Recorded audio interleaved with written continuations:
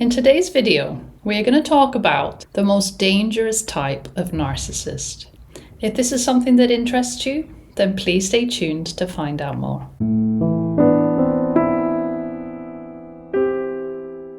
Hi everyone, I'm Athena. If you are new to my channel, then please click on the subscribe button in order to get notifications for any new videos that I upload. In today's video, I would like to specifically talk about the most dangerous narcissist in my opinion.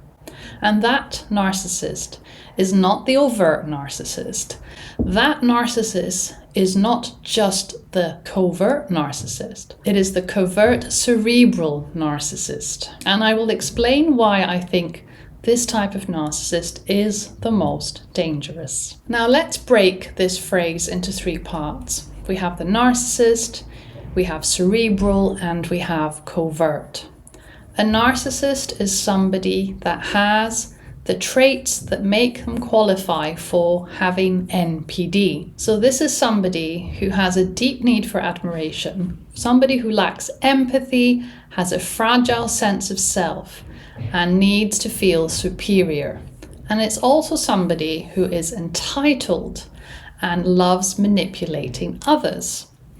What does cerebral mean? Now, cerebral means that they derive their sense of superiority from their intellect, from knowledge, and from their mental abilities, rather than from looks, from charm, or material success. And covert means that this type of narcissism is expressed in an indirect or subtle way. It is hidden through victimhood, through passive aggression, through quiet manipulation, rather than by being grandiose or having obvious arrogance. Now, a covert cerebral narcissist is somebody who maintains a hidden sense of superiority through intellect and subtle control while appearing modest, misunderstood, or morally elevated. Now, why is this type of narcissist considered the most dangerous or the worst? Because this type of narcissist is manipulative in invisible ways. So it is really difficult to spot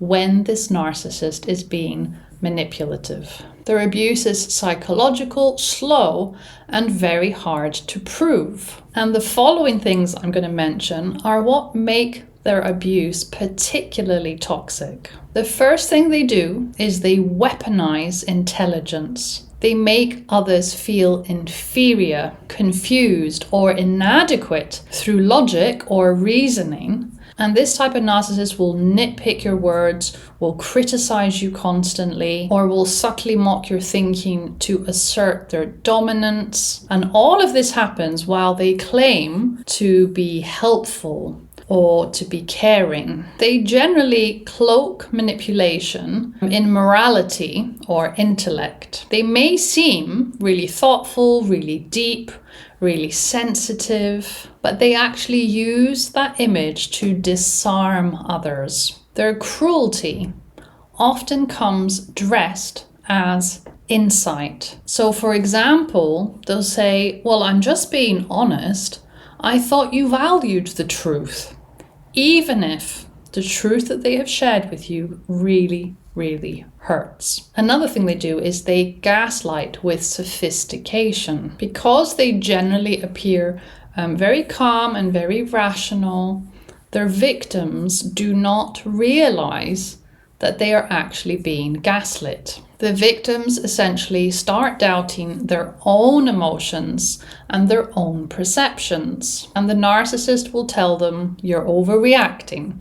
You're too sensitive again and again and again. The covert cerebral narcissist's gaslighting often feels plausible, which makes it deeply destabilizing. A covert cerebral narcissist sees emotional needs as a weakness. This kind of narcissist is actually really uncomfortable with vulnerability, both theirs and others. They will shame others or withdraw and call the other person too emotional. Another thing they do is that they can appear humble. They can appear like they care. They might say things like, I don't care about recognition, whilst actually in reality they do, because they subtly arrange situations or events in order to ensure that they are always the smartest, always the most insightful person in the room, and all eyes are on them. Another thing that they do is that they erode a person's self-worth very quietly. Over time, their child, their partner, or whoever else they're in a close relationship with will start to feel very mentally small, very dependent on their approval, or they may feel emotionally numb. The damage this kind of narcissist causes is internal, is invisible, and is long-lasting.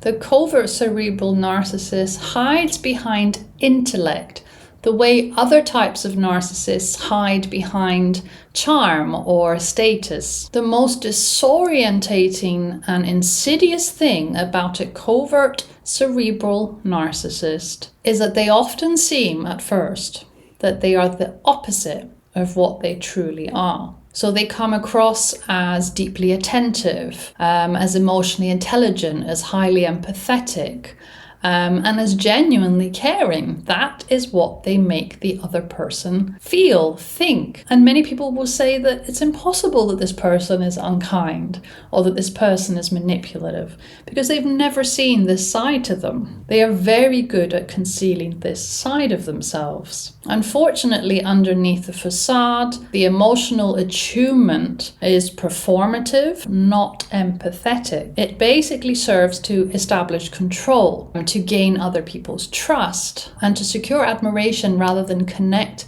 with someone else authentically. A cerebral covert narcissist wears a caring mask where they appear to be a great listener, where they appear to be really thoughtful, really reflective, really sensitive, really introspective, and they may even appear as somebody who gets you on a deep level. But what they are actually doing with these actions is that they're gathering information. They are learning your triggers, your insecurities, and your emotional language, so they can later mirror it back to you or subtly use it against you. A covert cerebral narcissist doesn't feel your emotions, they analyze them. They study how emotions work, and then they simulate empathy with precision.